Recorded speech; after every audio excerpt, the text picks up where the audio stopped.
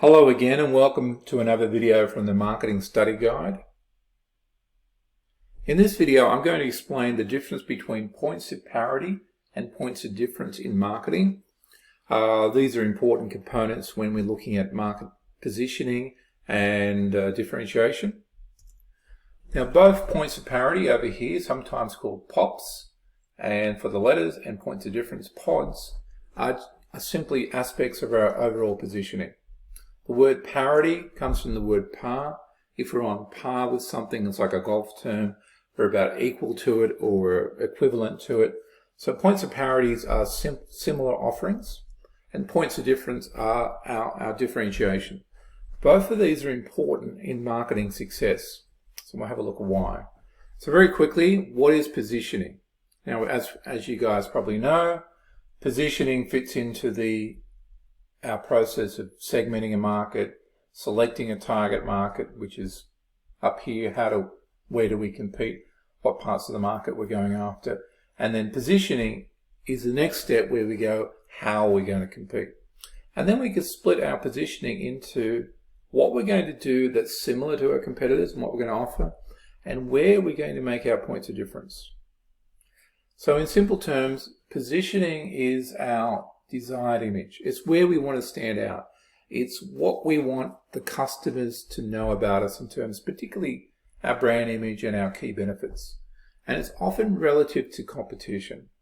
So we want a competitor, a consumer to go, hey, that brand there, I like them and they're really good at this thing. You know, they've got a really good feature. It works really well for that. And their competitor over there, they're not as good as that, but they're pretty good at this sort of thing, and they've got a better attribute there. So what we'd like to get to is where we stand out in the consumer's mind, particularly our target market consumer, where they recognize we have a superior offering for one or more attributes. So positioning is all about wanting our consumers to understand our brand, understand what our products offer, what our products' key benefits are, how our products can be better or different than competitors. Generally, different is fine because we offer something unique and that's a good fit to their needs. Then we're the best offering on that particular attribute or combination of features. And hopefully that gives consumers a reason to buy our product and we win some market share.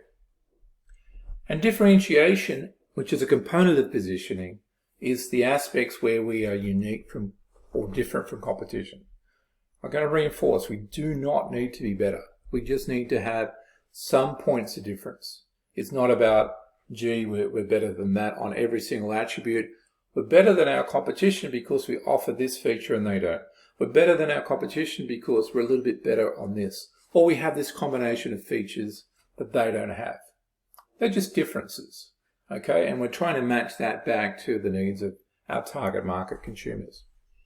So differentiation is a must-have for our key benefits of our brands and products. It's a must-have in marketing because it's going to provide us a better meeting of customer needs and we'll win market share. Okay, let's have a look at an example. Okay, so I'm going to use the generic example of McDonald's for positioning. And I've just put a range of attributes and features around the outside here that you probably would recognize and associate with McDonald's. So you said, hey, tell me about McDonald's, what they do. Oh, well, they've got great service. They've got, you get burgers and fries and they're the same every time, and they have the Big Mac and they're the only ones that do that. And their pricing's pretty good. And there's a big menu. There's burgers, but they also have some places salads and coffees and cakes and a whole bunch of things, etc. So their overall positioning. Then we can split it into the points of parity, things that they do that are similar to their competitors, and points of difference that are different from their competitors. Now, depending on who you're comparing them against, you might get a little bit of a different comparison, but just to make sense of it.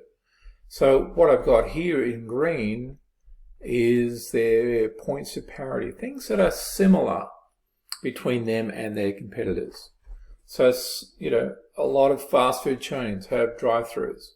Many have convenient locations. Many have 24-hour service or extended hours, etc. So they're the ones that you would expect that most fast food chains will have, and it's very hard to, you know, differentiate, you know, too much on some of these. And then for the pods, I've got these in green now.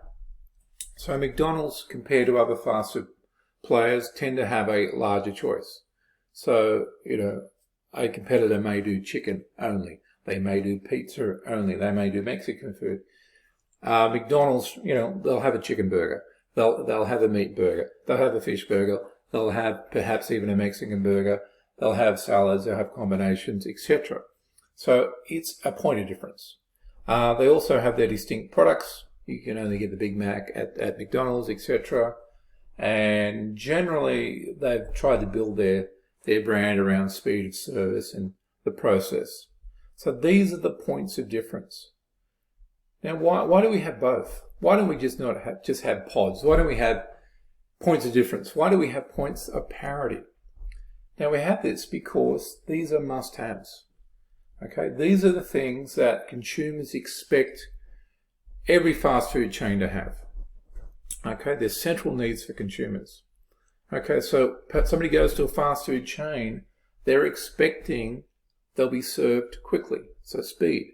They're expecting that there's lots of staff and they're friendly and they greet you and there's someone at the counter and there's people in the kitchen, etc. They expect price value, that the menu items are relatively well priced, and they expect that there's somewhere to sit, you know, generally. You know, some of them are takeaway only, but most fast food chains will have seating. So these are just expected. So every fast food chain will have similar offerings. Not identical, but they'll be similar, and we call them points of parity. And the points of difference is what we do different. Like I said, some of them will just do chicken, some will do pizza, some with their menu items there. Some will do different pricing, different deals, different combinations. Some will provide a different atmosphere and a feel and a vibe of the place. Some will have in-store facilities like McDonald's has a lot of playgrounds, etc. So you could have competitors who do something differently to attract people. Okay, so we will have both. Okay, so pods, very important to positioning. Please check out my other videos, and there's links to sites on segmentation and positioning underneath. So good luck with your studies.